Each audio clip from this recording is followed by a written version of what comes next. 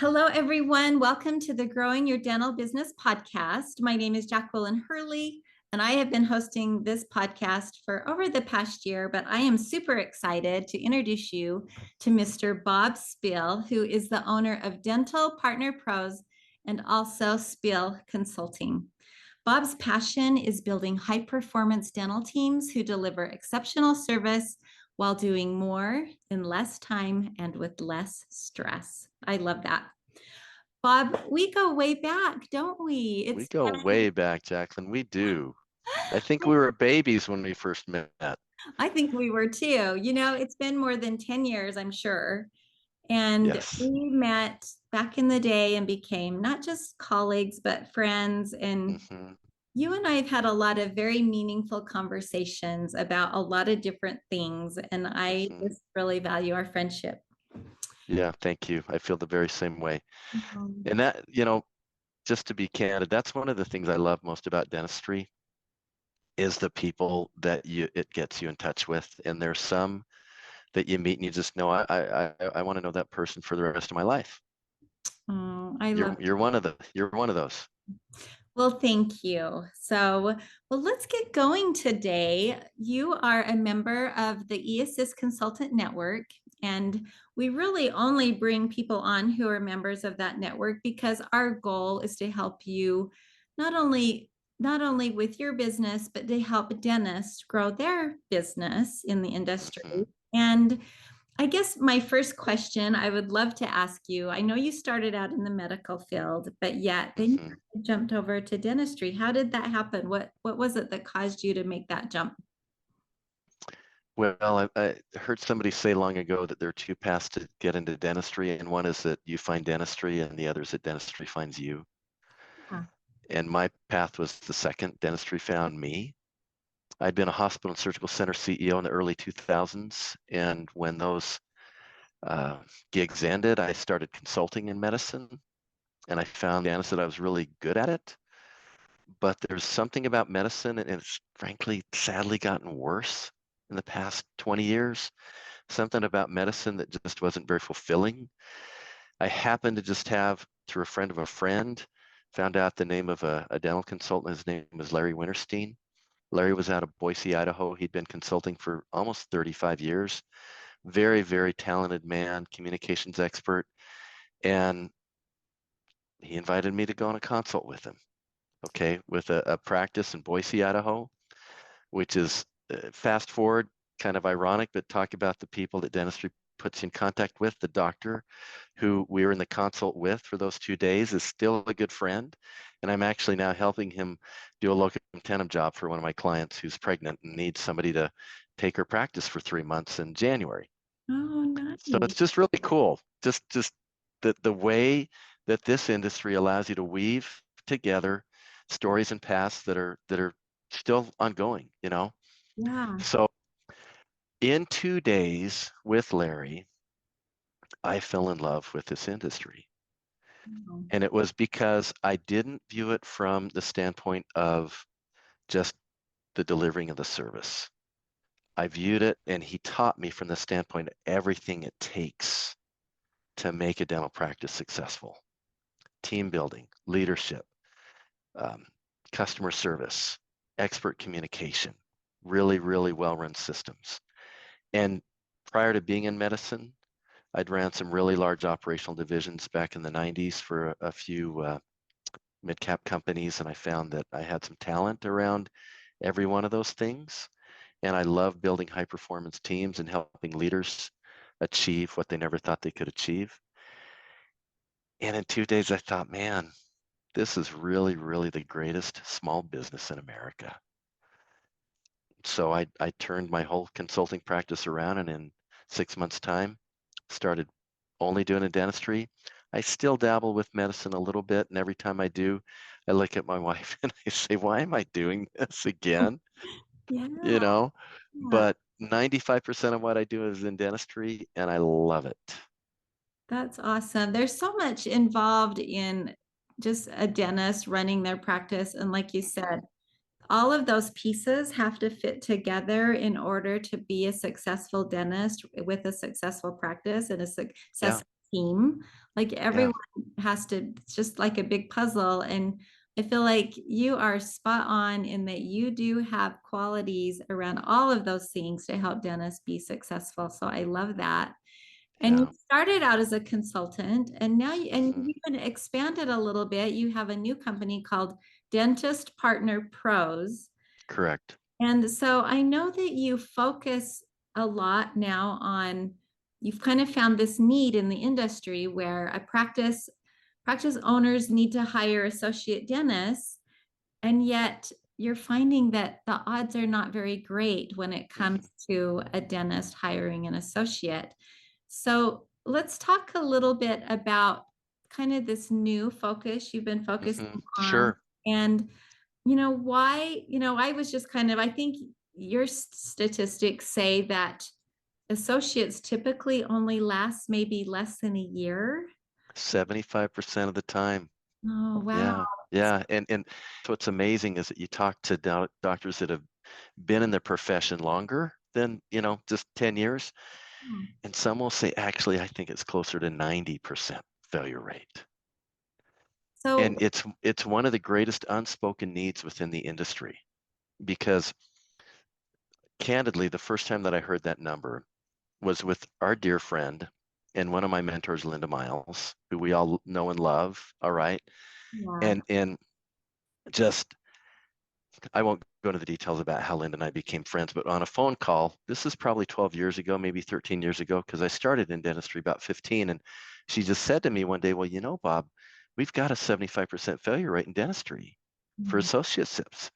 And I've been able to verify that through research. Okay. So that's not just a mother-in-law logic number. It's real. All right. And I like dropped my jaw to the floor. I said, Linda, how can that be? Because I'd hired doctors. And even in medicine, you don't have a failure rate like that. right. And she just said, nobody really knows. It's just kind of what it is. And Mm, so I took that and started thinking, I've done hiring in my career. I've hired hundreds of people, if not 1,000 in my career. And I thought, why on earth would we be so bad at this when every other executive level of hire doesn't have that type of failure rate? And one day it just dawned on me that bringing in another dentist into a dental practice isn't like bringing in someone else into eAssist as, your next office mate. Okay. That it's not a business relationship. It's really the closest thing to a marriage besides a marriage itself yeah. because dentists are in each other's sandbox all day long. They work with the same team. They work in the same space. They work with the same patients. They review the same type of procedures. So it's an intimate, very closely aligned relationship. Not even medical doctors are that closely aligned. They may have, office hours they may overlap, but frankly, they're in a different surgical room, et cetera. But dentists really are like two executive chefs in the same kitchen. Mm, And because of that, when it works, it's magical. But when it doesn't work, it's explosive. Okay. yeah. So what do you think is the biggest challenge of hiring an associate that's going to be a good fit for a dentist? The biggest challenge, honestly, is A, determining that it's time. But B, one of the biggest errors that we make in hiring, in any type of hiring setting, is that we hire people whose energy responds or resonates with ours. Mm, All right. And that's a very common phrase within the HR realm. So what I say is that we need to use 95% of our head in hiring and 5% of our heart. Instead, we typically use about 95% of our heart and 5% of our head. mhm, mhm, And that gets us into trouble. And especially in dentistry, where these relationships are so closely aligned with one another, if we're not crystal clear about what the characteristics are of the person that we need who's going to succeed in this role, that's why we fail. Is we go to lunch, we go to dinner, we're introduced by a sales rep, we're introduced by a CPA.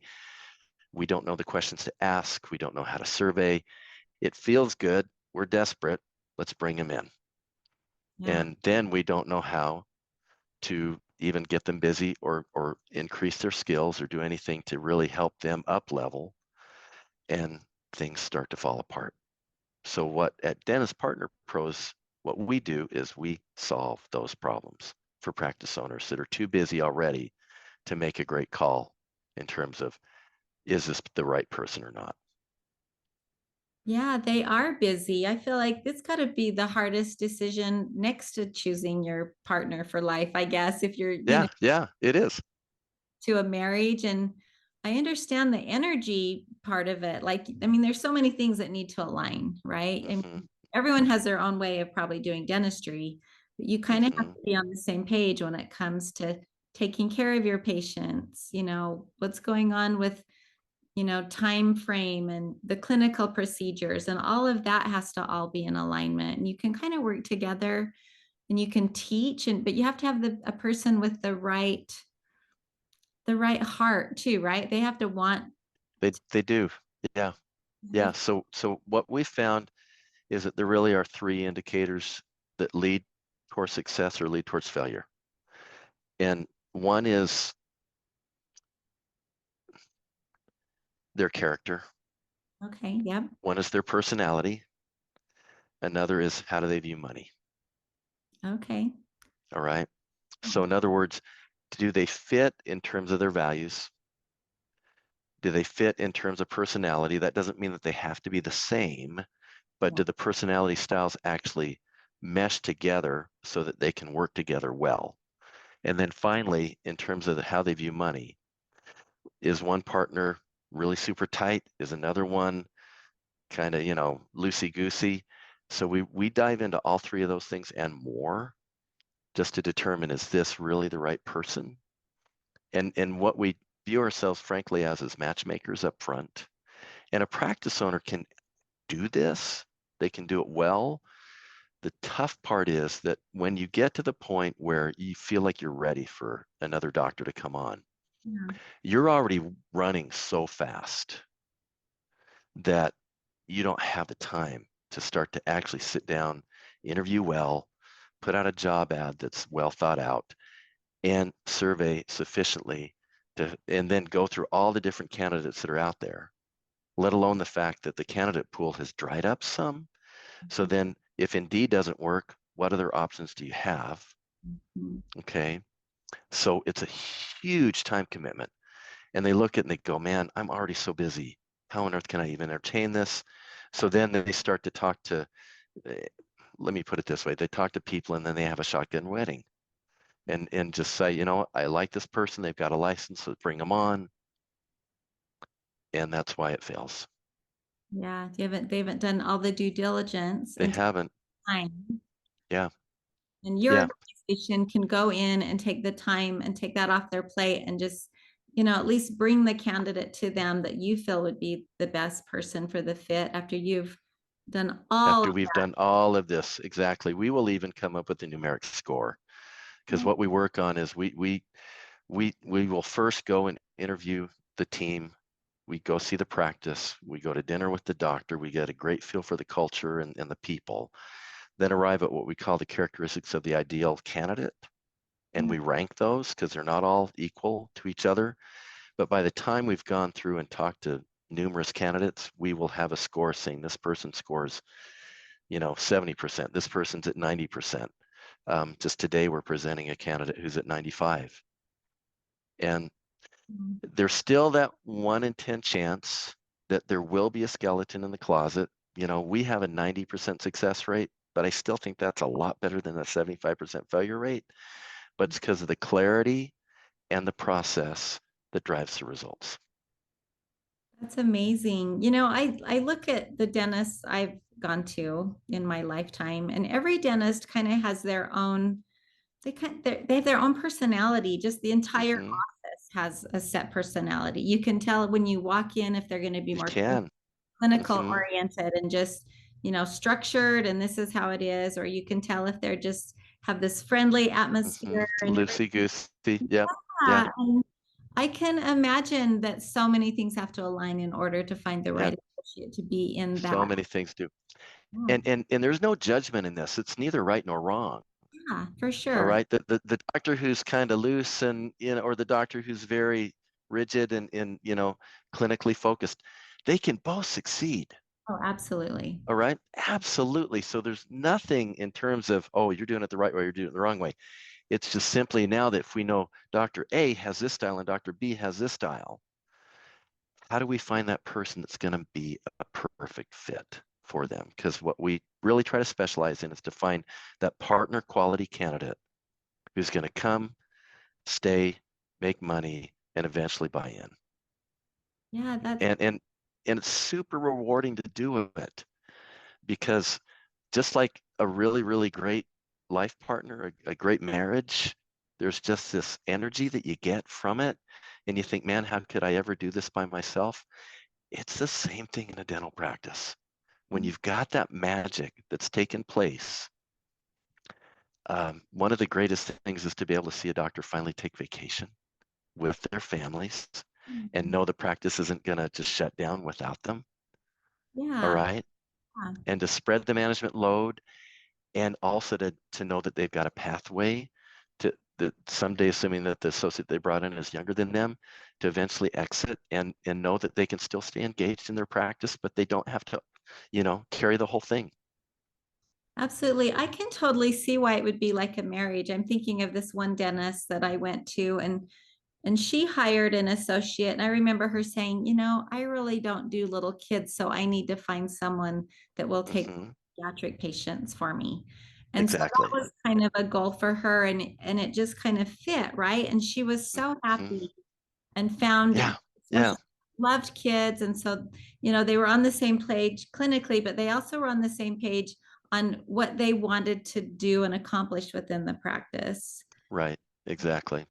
And, and and so as I mentioned, three ways that things can fall down. There's actually a number four as well. Okay. If they fit in terms of values, if they fit in terms of personality, and if they fit in terms of how they view money, then number four is, do they trust each other's dentistry? Oh, yeah, that's huge. Yeah. And so once we've done the matchmaking phase and helped come up with a win-win associate agreement that's clear and simple and has very clear um, objectives, the last thing that we do typically is we'll stay engaged in the relationship for 6 months to Okay. make sure that kind of like marriage counselors, Yeah. okay?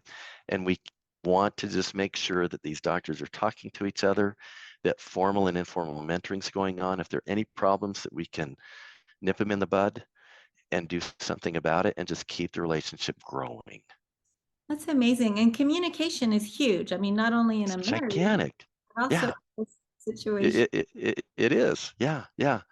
And often we find ourselves being the facilitators of that communication and just helping the two doctors be able to sit down and talk in a safe space and say, okay, what's working, what's not working, how's the mentoring going, what do you want to learn next, and how's it going with getting busy? And that third party kind of helping facilitate those discussions keeps everything safe. Yeah. And so the senior doctor doesn't feel like they have to be in a power position. It's a teaching position. And the greatest thing about this in the end is that what has been a very stressful situation for that doctor running a practice busier than they want to be is the stress starts to melt away. Doesn't ever go away completely, but their enjoyment of their profession goes up dramatically. That's awesome. It sounds like I was thinking, how long does it take before you hired the right fit? And it sounds like if you kind of hold their hand for 6 months, sounds like within that 6 months, if you've made the You right. do. You do. Within 6 months, you've got a really, really good feel. Candidly, someone can fake it once in a while, Yeah. but after 6 months, you just know the real person has shown up. Yep, that makes sense. That makes sense. Yeah. So I love Hmm. that you've kind of found this new niche for you and your organization because Thank you. Yeah. something that is needed. I know you're really into private practice and bringing associates on, and I know that you have a new podcast out. Would you like to Yes, tell I us do. a bit about that? Yeah, absolutely. I am a huge fan of private practice. just because of my experience in corporate America and in corporate medicine, and then seeing what a truly dynamic small business, and I don't mean that disrespectfully, okay, but a truly dynamic small business dentistry is. And so seeing this wave of corporate buyouts and consolidation and all these different things that are happening through DSOs, a very good friend of mine, Nate Williams, who's a CPA and CFP and runs a dental accounting firm called Practice Financial Group. We had a conversation about this about a year and a half ago, and we're both very, very pro private practice and keeping dentistry from becoming corporatized. We launched a podcast this month called Just Say No to the DSO. Nice. That's exciting. Good. Thank you. Congratulations. It's so Yeah. fun. I mean, I never thought I would be a podcaster, but I'm excited for you to be a podcaster because I can totally see you doing a podcast. You know, we recorded season 1 in one day. Actually, we spent 2 months preparing everything. We knew our talking points, and then we just showed up at a studio in Salt Lake and spent about 8 hours together and had an absolute blast. Oh, It was so fun. And I hope that comes out in the actual podcast itself, because if it doesn't, we didn't do our job, because we had fun. It was articulate. The greatest thing about Nate is that he's reviewed over 50 DSO deals as a CPA and the CEO of this firm. All right, he's got 300 clients now. He's been able to talk all of his clients out of it. One client even told him 3 years afterwards, he says, Nate, I'm going to name my next son Nate because I owe it all to you, because I had an $8 million check on my desk and you told me no. Oh my goodness. That is Yes. a hard Yeah. It's a hard sell. It is such a hard thing to say no to. But one thing, that the point that Nate brings up is, listen, doctors, do you really understand what you're selling? And that, frankly, what they're giving you up front is not the sale of your practice. They're just giving you your profits for the next 5 years, and you're handing them right back to them. Mhm. And then my background in medicine, because I've seen what's happened with the corporatization of the whole medical profession, and really, candidly, Jacqueline, how medical doctors hate their lives now. Yeah. Yeah. They just do. You know, they have become kind of serfs of the hospital system and therefore employees of the government.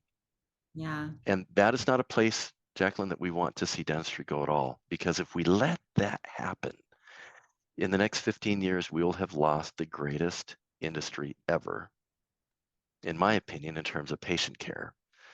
And we'll never get the genie back in the bottle. It does make a huge difference, and I mean, I get that there are DSO advocates out there and I mean, And there's a place for Walmart. There just is. It's not that we should say no to all of them. And there are doctors, frankly, that shouldn't own their own business. Yeah.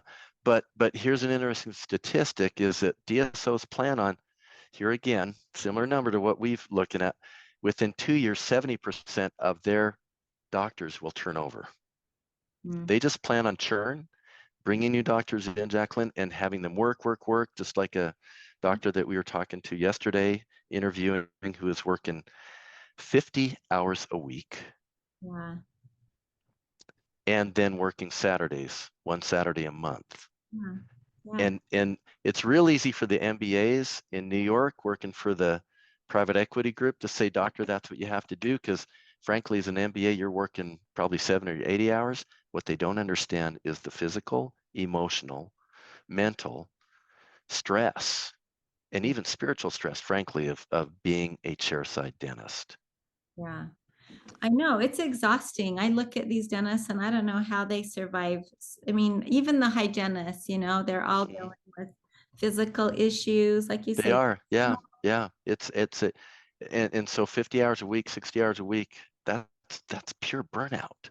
Yeah. Okay, but that's where, if in my opinion, and this is just me, but I've kind of seen the future because I've lived it through medicine. If we allow the corporatization to reach its fulfillment, which they say by 2035, 75% of dentists will be in DSOs. Yeah. we'll have lost this industry, frankly, forever. Well, we need So we're advocates. just trying to change. We're trying to change the discussion. Okay, Yeah, that's our goal.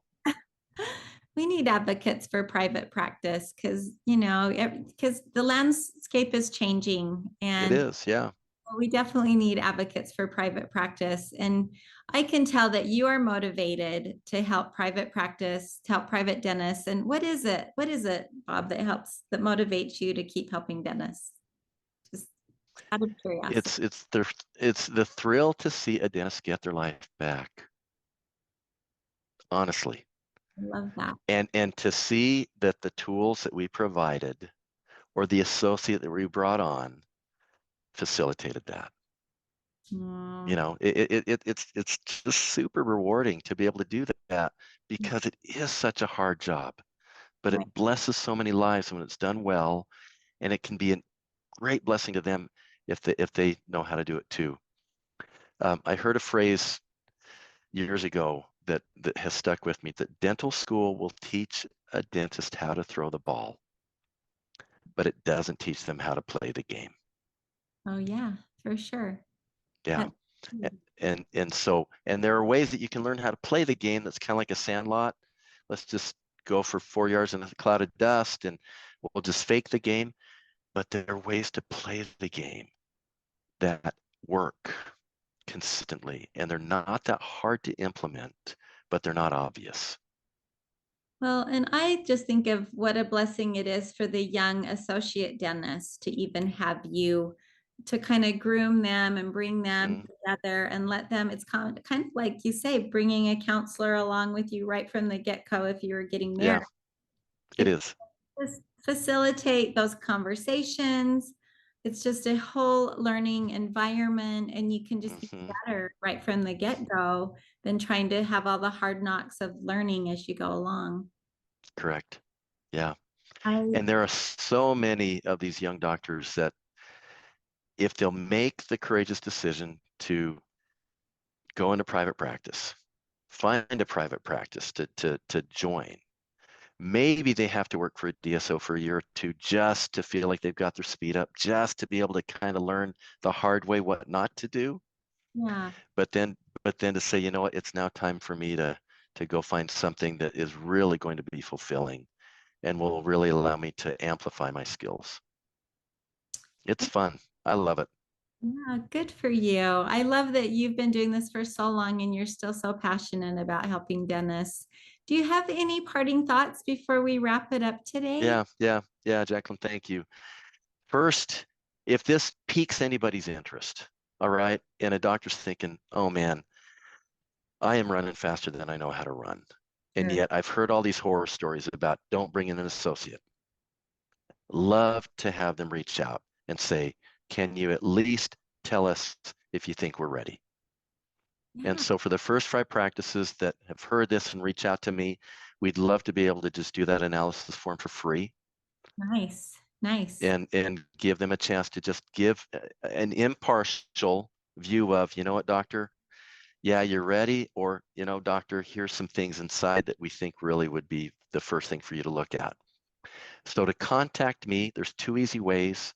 You can reach me at bob@dentistpartnerpros.com, bob@dentistpartnerpros.com, or you can also reach me at bob@Spiel Consulting. Spiel is spelled S as in Sam, P as in Paul, IEL, consulting, that's all one word. Or frankly, just text me, all right, at 208-520-6900. There won't be any hard sell. There won't be anything other than just trying to provide hope and perspective to give you some ideas about this is what you can do next. That's great. Do you want to give your number one more time? Yeah, thank you. I'd love to. It's 208-520-6900. And I then listen to our podcast. Just say no to the DSO. If you like it, share it with friends. Leave a like on whatever your favorite podcast medium is. We want to create a brush fire, Jacqueline, of people saying, you know what, let's start to change this discussion yeah. inside the industry and realize it's not everything that it's being touted. I think it's great. I mean, it's just good to hear all the reasons why or why not to. Like, I think you have to hear all sides before you really make that ultimate decision. And I feel like you guys are it's a good place to learn and to listen of just the pros of private practice, right? Hmm. Hmm. And Yes. thank you. Thank you for being here today, Bob. I Well, appreciate it. thank you. Thank you. This is a blast. Oh, And you're an good. awesome, you're a fantastic podcaster. Well, Speaking from one podcaster to another, all right? oh, well, thank you. I will take that as a kind compliment. So, our goal is to offer tips and tricks to help dentists grow their business. And if you are looking for a new associate in your practice, I hope you'll reach out to Bob and we'll put his contact information in the show notes. He can help you in solving the associate hiring and onboarding puzzle. So, I love it. Thank you, Bob. I appreciate you. And thanks again for being here. Thank you, Jacqueline. All right. Have a great week, everybody. Bye bye.